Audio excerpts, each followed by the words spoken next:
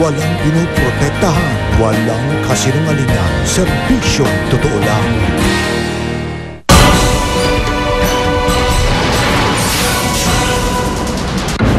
Sa aming mga ulat ngayong gabi, ang muling pagputok ng weteng skandal.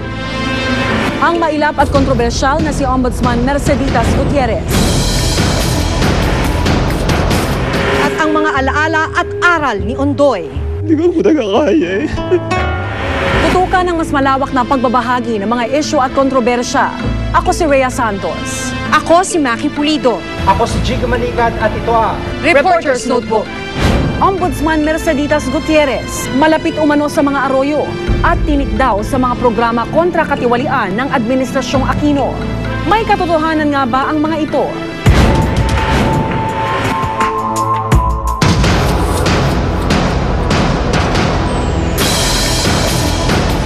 Siya ang kauna-unahang babaeng ombudsman. Sa kabila ng karangalang ito, nabugbog din ng mga batikos at una ang kanyang katutulan. Si Ombudsman Merceditas Gutierrez.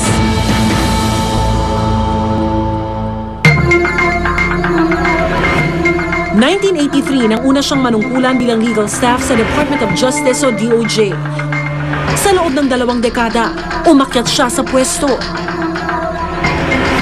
Hanggang hawakan ng isang makapangyarihang posisyon ang pagiging ombudsman. Ang mag-imbestiga at magsakdal ng mga kurakot at tiwaling opisyal ng pamahalaan. Ito ang pangunahing tungkulin ng ombudsman. Noong 2009, kasama ang Pilipinas sa listahan ng mga korap na bansa sa mundo.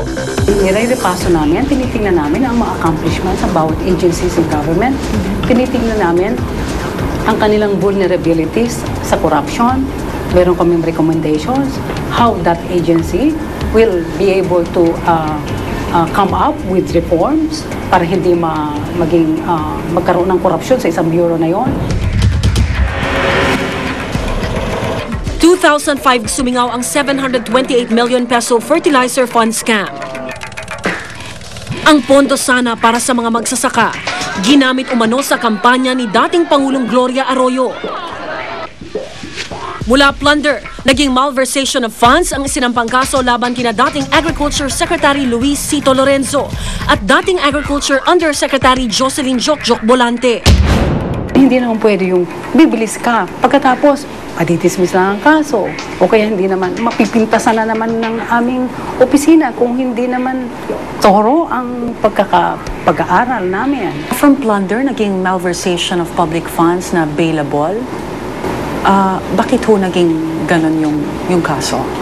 That is still subject of preliminary investigation. O kaya tingnan na lang muna natin kung anong kakalabasan.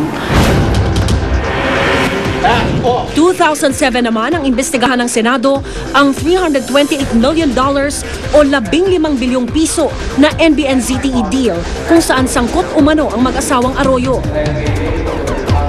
Nang lumabas ang desisyon ng ombudsman, absuelto ang mag-asawang Arroyo.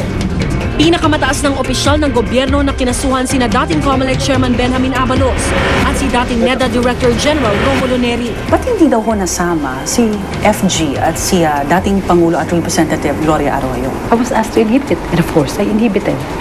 So, iyon ang naging desisyon nung panel that I created for the purpose of resolving that case.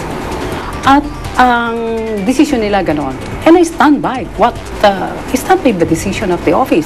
Kamusta ho ang relasyon natin sa mga Arroyo? Ang aming relasyon ni Presidente, professional. At ang relasyon namin ni FG, when I was appointed ombudsman, dahil nga lagi na lang ini-issue sa akin pagiging classmate, no? Hindi na kami talaga nakikita. Kasi avoided na may masabi, gano'n. Totoo ho bang may political loyalty kayo na umaabot sa punto na inuupuan niyo daw yung mga supposedly kaso dapat na Kaya ang isasampa? loyalty ko, loyalty to the country, loyalty to the people I serve.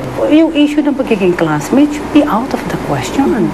So you can Because I have shown naman my independence and I have been fair and impartial. Masasabi niyo ho ba honestly na hindi ho kayo naging tuta ng Arroyo administration? No, definitely not a tuta.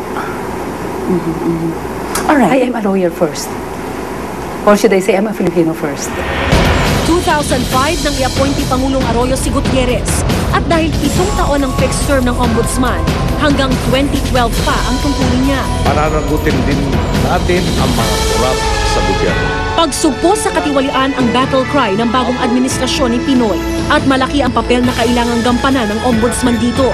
Nagkaroon din mo ng pahayag si Presidente Noynoy Aquino na medyo hindi siya satisfied sa itinatakbo ng mga kaso dito sa ombudsman. Ano pong reaction mo doon? That is yun ang comment ni President Noynoy, so I cannot comment on his comment. Ang mabagal na pagtugon sa mga kasong hawak nito, isa rin sa mga ipinupukol sa ombudsman. Halos 8,000 bagong kaso ang isinasampa sa opisina ng ombudsman kada buwan. Kung ang ilang malalaking kaso na sentro ng atensyon, taon ang binibilang. Hindi na raw nakapagtataka na karamihan ng kaso nabibinbin lang sa ombudsman. Matagal po ba ang katarungan sa Pilipinas? Hindi naman lahat naman nadidelay. Pwedeng sabihin mo delay kung talaga intentional ba na hindi ina-actionan. Kung we are accused of not acting on cases, but we are acting on other cases. Like halimbawa, sabihin nila na tinutulugan.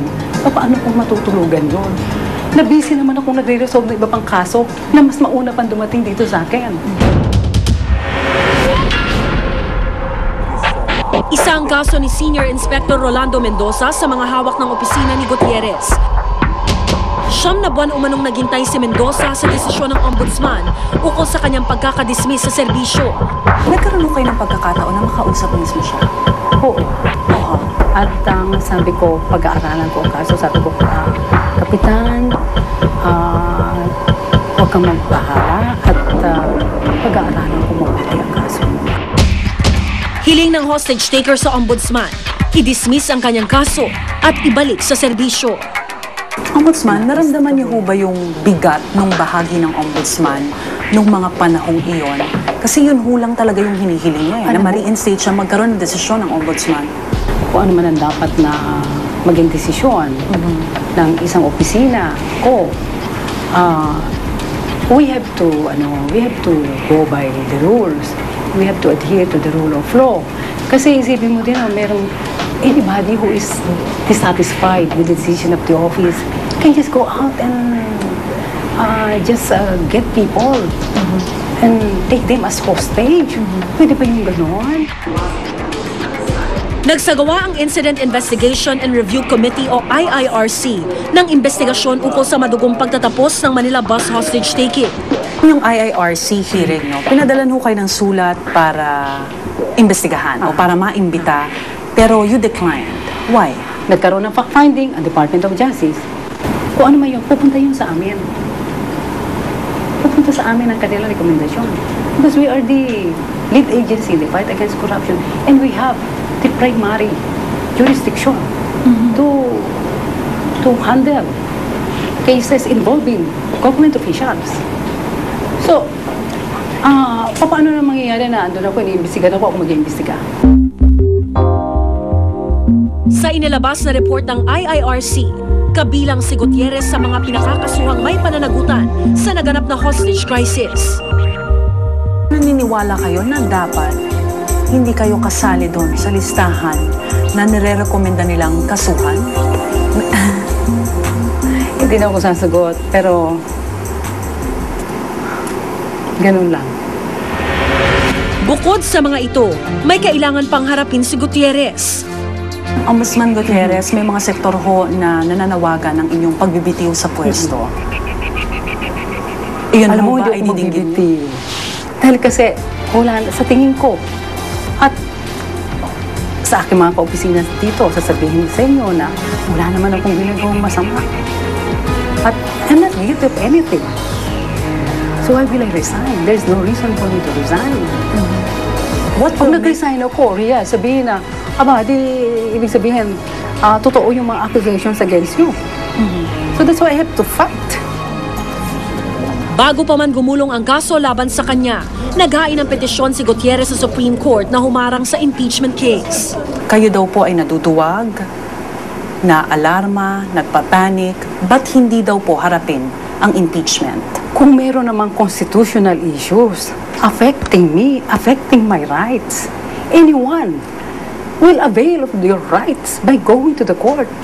Dahil meron namang desisyon ng ating Korte Suprema na hindi naman pwede ang dalawang impeachment complaints in 1 year.